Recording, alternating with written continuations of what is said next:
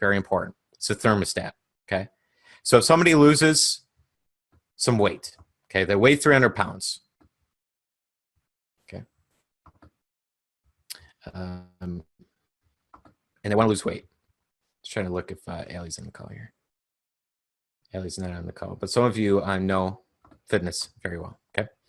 Okay, so at 300 pounds, I used to do this because I used to do personal training in as some of you know, that my parents own a local fitness gym. They'll go down to 285. Hell yeah. They may go down to 250. Really well. And then they stop the personal training, and 3 months later, they're up to 310 pounds, and then they're back to 300. They average around the same thing. Is it because of physical activity? Sometimes. Is it because of diet? A lot. But why would it do this, though? Why would the diet change? If that person knows this is working, why would that person go back to eating the way they used to eat? Why would that person go back to only going to the gym once a week, walking on the treadmill for 5 minutes? Because they're programmed self-image-wise to feel the concept that they are fat. Happens with people smoking all the time. Number two, if somebody wants to increase their sales, you see it in sales all the time. Okay? Especially when I was with all the consultants in Toronto, you see it all the time. $100,000 per month, then they go down to 80, then they go to 150 and have a record month, but they're always balancing around that average. Happens with people's income. Somebody loses a job, they're making $55,000 per year. Most times that person gets $55, $50, maybe $60,000 per year in their next job. It's a thermostat. It's where they're programmed. Their paradigm. Self-image is part of the paradigm. Picks up deviations. Brings you right back to where it is. Like the thermostat. Now this is in lesson 6. So many of you are not there just yet. Many of you are. Okay. But this is all covered in lesson 6. So you know exactly where this information is. You're going to get there in the program. We're just taking a little jump start for some of you. And some of you just piecing together this stuff very, very deeply. Okay. All right. Now, just before I go, last slide here. How many of you have a self-image written out?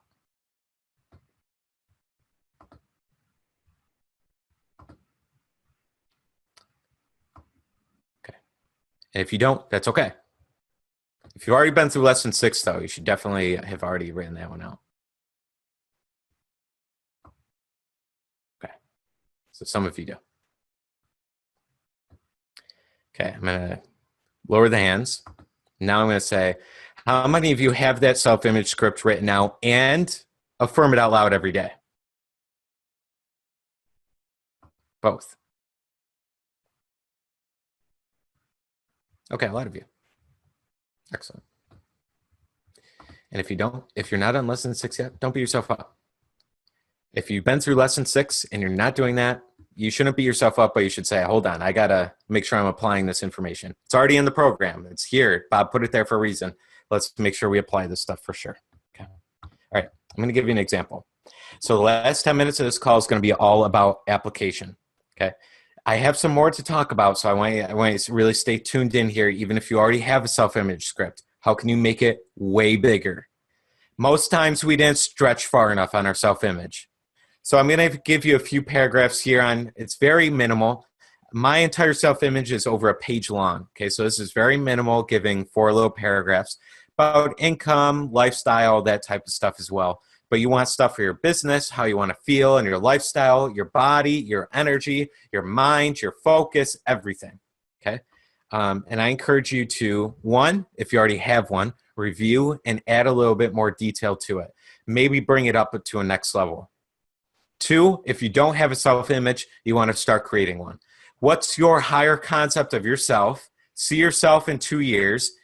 No limitations. Where would that person be? You. Where would that person be? 2 years. And write that out. You could do it in the first person or third person. Either one is effective. I prefer the first person because I'm affirming I am. Third person can be effective because where'd your old self-image come from? All the damn people telling you about who they think you are. Okay, so let me get the little list out here.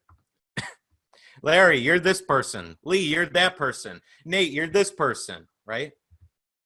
I used to say Scott was a little bit more quieter. The hell with that. I was never quiet. I never had the feeling that I was a quiet, shy individual. But it was like first grade, second grade that they started, oh, maybe Scott's just a shy kid. Well, maybe I just didn't want to talk that day. Okay. So many times your self-image is nothing. It's not even true about who you are. It's somebody else's thoughts and beliefs about who they thought you were. How's that for a paradigm shift? Okay. All right. So we want to do this higher concept of ourselves, okay, as we go forward. Okay. No limitations. Where do you want to be? Your imagination will carry you to the highest levels.